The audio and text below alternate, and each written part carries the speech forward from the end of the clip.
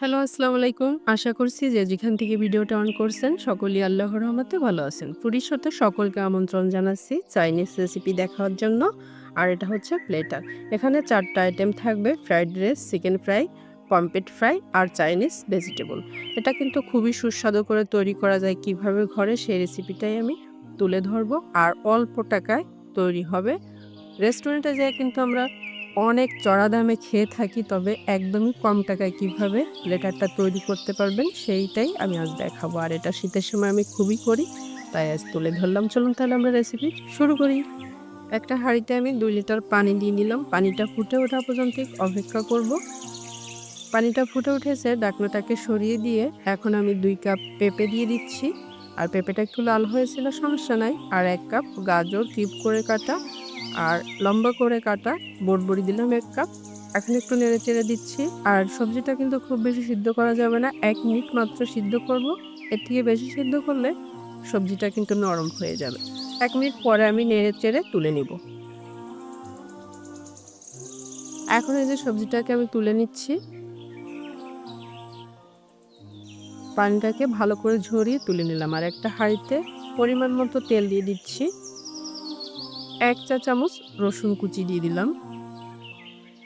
আর ১০০ gram chicken দিয়ে দিচ্ছি Julian কাট করে কাটা। একটু নেড়েচেড়ে নিলাম। দিয়ে দিচ্ছি সিদ্ধ করা সবজিগুলোকে। দিয়ে দিচ্ছি হাফ চা চামচ আদা বাটা। দিয়ে ভালো করে একটু নেড়েচেড়ে নিচ্ছি।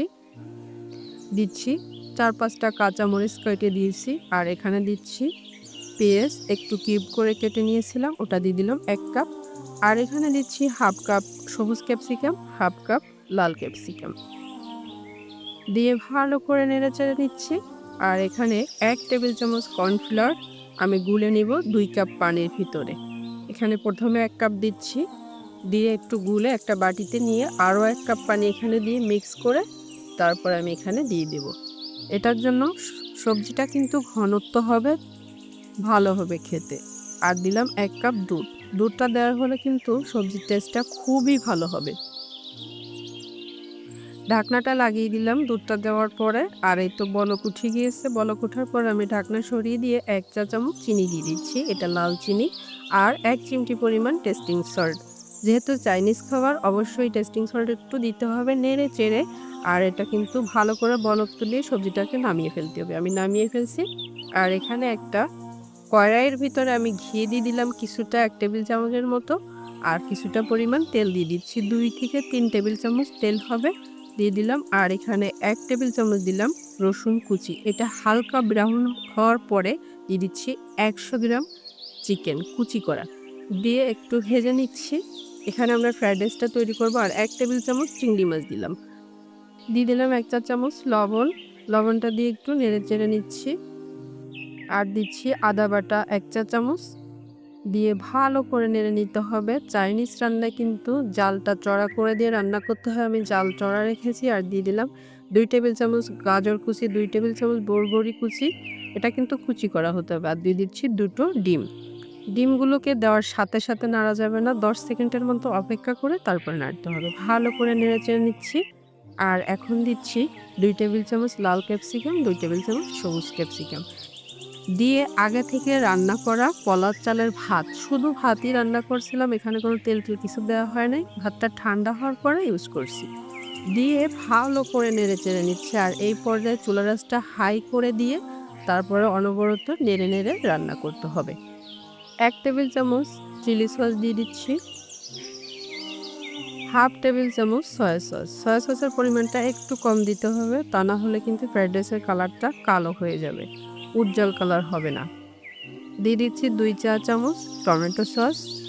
অবশ্যই এই উপকরণগুলো দিতে হবে। আর দিলাম লবণ হাফ চা চামচ, চিনি ১ চা চামচ, টেস্টিং সল্ট ১ চিমটি পরিমাণ। দিয়ে ভালো করে এখন নেড়েচেড়ে নিতে হবে চুলার আঁচটা হাইতে রেখে।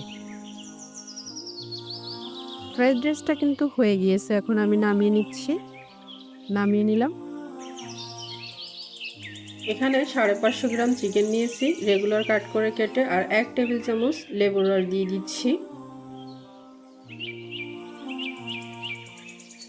দিচ্ছি 1 চা চামচ রসুন বাটা, 1 চা চামচ আদা বাটা, 1 চা চামচ হলুদ, 1 চা চামচ লাল মরিচের গুঁড়া, হাফ চা চামচ জিরার গুঁড়া, হাফ চা চামচ ধনিয়ার গুঁড়া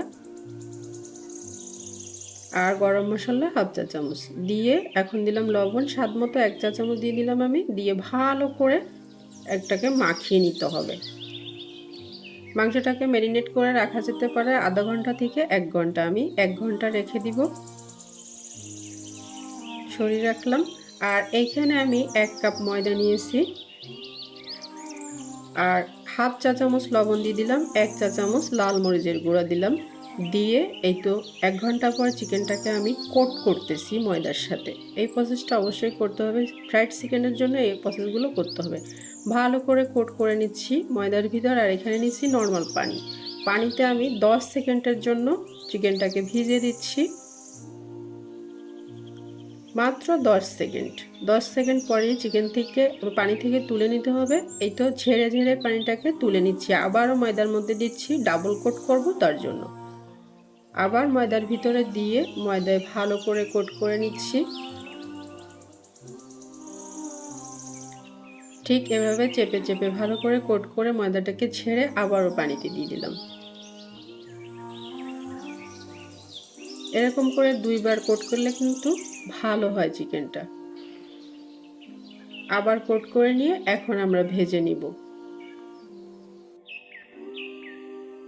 চেপে চেপে একটু নিচ্ছি আর ঝেড়ে এই তো তেলে দিয়ে দিলাম। আগে থেকে তেল গরম করতে দিয়েছিলাম ফ্রাই প্যানে, এখন ভেজে নিতে হবে। উল্টে পাল্টে ভেজে নিলে ফ্রাইড চিকেন হয়ে যাবে। ব্রাউন করে ভেজে তুলে নিচ্ছি। এভাবে করে সবগুলো ভেজে নেওয়ার পর এখন চলে আসছি মাছে। এখানে 500 গ্রাম পমফ্রেট নিয়েছি আর এখানে 1 টেবিল চামচ লেবুর রস প্রথমে আমি দিয়ে দিচ্ছি মাছের উপর দিয়ে। আর এখানে আছে হলুদ, তারপরে ধনে হাফ চা চামচ করে সব কিছু, ধনে জিরা লবণ সব কিছু হাফ চা চামচ করে, গরম মশলা দিয়েছি হাফ চা চামচের থেকে একটু কম। সব মশলা একসঙ্গে করে এখানে আমি দিয়ে দিব 1 টেবিল চামচ চালের গুঁড়া আর 1 চা চামচ বেসন দিয়ে এখানে দিচ্ছি 1 চা চামচ রসুন বাটা আর হাফ চা চামচ আদা বাটা দিয়ে সব কিছু একসঙ্গে মিক্স করে এই মাছের উপরে ঢেলে দিচ্ছি। মাছের উপর ঢেলে দিয়ে মাছটাকে ভালো করে ঘষে ঘষে মাখিয়ে নিতে হবে এই মশলাটাকে, তাহলে কিন্তু মাছটা ফ্রাই করলে ক্রিস্পি ক্রিস্পি হবে, খেতে খুব ভালো লাগবে। ভালো করে মাছের গায়ে মেখে নিচ্ছি আমি। আর এটা চাইলে আধা ঘন্টা রেখে দিতে পারেন, আর না চাইলে না সাথে সাথেই ভেজে নিতে পারেন। আমি এই তো তেলটা গরম করে ফ্রাই প্যানে দিয়ে দিলাম আর ব্রাউন করে ভেজে নিব। উল্টে পাল্টে ব্রাউন করে ভেজে নিচ্ছি।